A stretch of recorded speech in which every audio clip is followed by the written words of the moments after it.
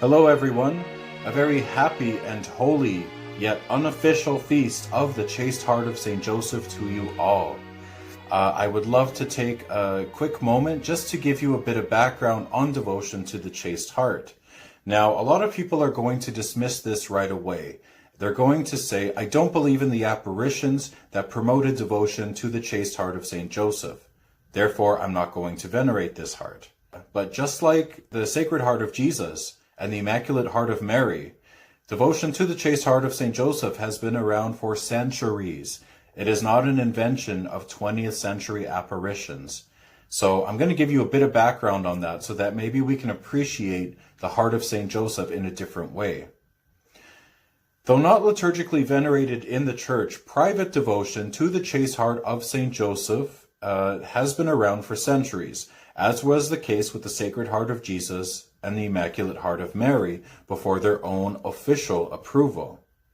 Private devotion to the Sacred Heart of Jesus is actually an offshoot of the Holy Wounds devotion, which began as early as the 11th century, but was not granted a liturgical feast day until 1670, and that was just for select seminaries.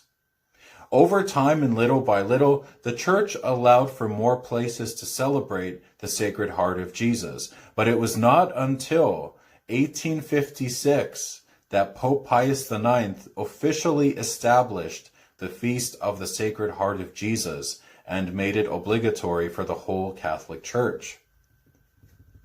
As with the Sacred Heart of Jesus, the Immaculate Heart of Mary was being venerated as early as the 11th century.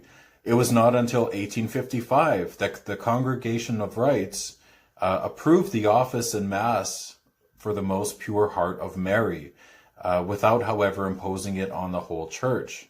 After centuries of private devotion, the Immaculate Heart of Mary was finally granted an official feast day in 1944, and this was granted by Pope Pius XII. It is natural and worthy that devotion to the Heart of St. Joseph follow the same path as those hearts which were entrusted to his care. Taking from the example of the hearts of Jesus and Mary, it is acceptable to also practice a private devotion to the Heart of St. Joseph. You can reflect on the closeness of the marital and virginal hearts of Joseph and Mary, as given to us in the book of Genesis and in the Gospel of Matthew. When a man and woman get married, their hearts are brought together and become as one.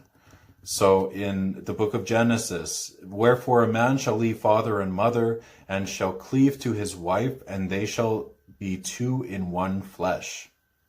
And then you have in the Gospel of St. Matthew, therefore now they are not two, but one flesh. What therefore God had brought together, let no man put asunder.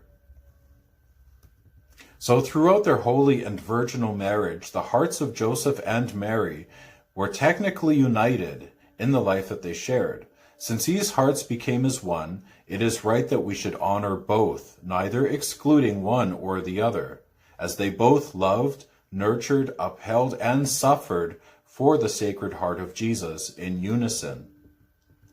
Though private devotion to the hearts of Jesus and Mary began long before, it was in the late 1600s that the heart of Joseph, united to the hearts of Jesus and Mary, began to emerge in the piety of the faithful and in works of art. I'm just going to give a few snippets of information here on the path that the devotion to the Heart of Joseph has taken.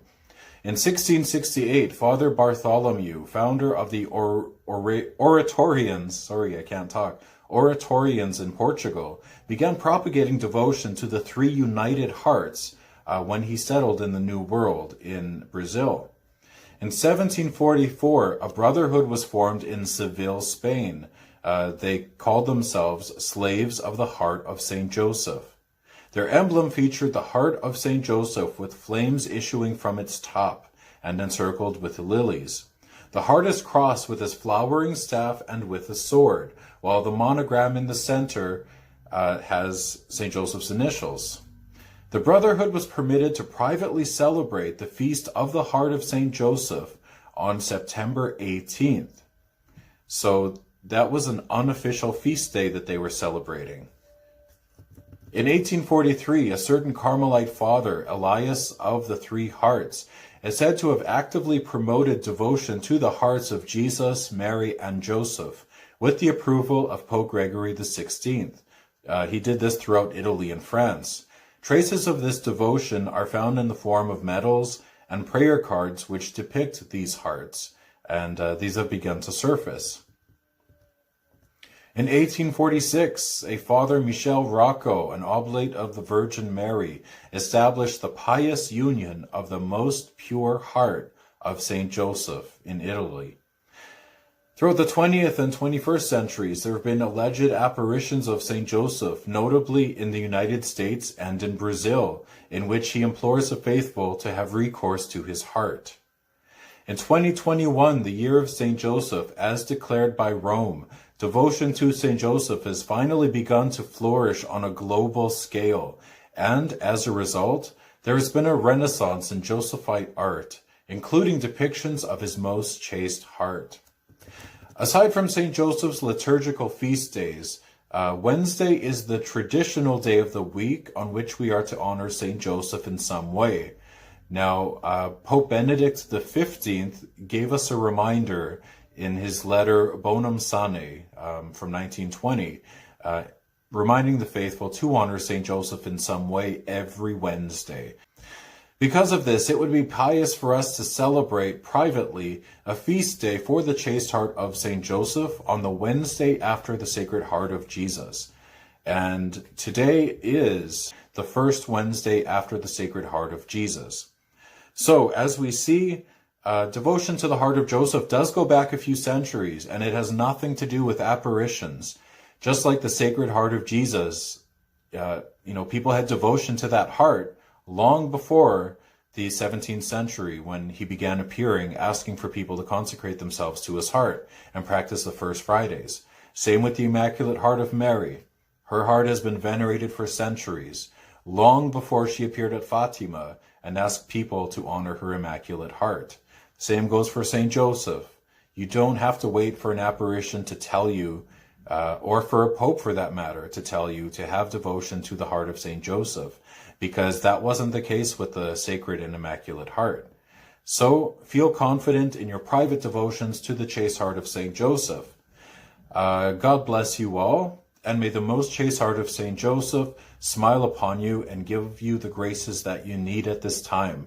I make a request that any men out there who struggle with the sins of impurity, and there are a lot of men out there who do, they might not talk about it because it is, shameful, but if any of you struggle with impurity, don't be afraid to talk to Saint Joseph. Pray to Saint Joseph's heart. Ask him to give you the graces that you need for your spiritual and temporal welfare and for your purity. He is par excellence the chaste man. Even in his litany, Joseph most chaste, pray for us. Well, here you see he's holding his most chaste heart. He is hailed as most chaste already, so don't be afraid to invoke him as Joseph most chaste. All right, God bless you. Saint Joseph smile upon you. And I ask that whoever watches this, whether you know me or not, please, please, please take one moment to say a prayer for me and for yourself through the intercession of the chaste heart of Saint Joseph. All right, I'm done rambling on now. Take care. God bless you all. Bye.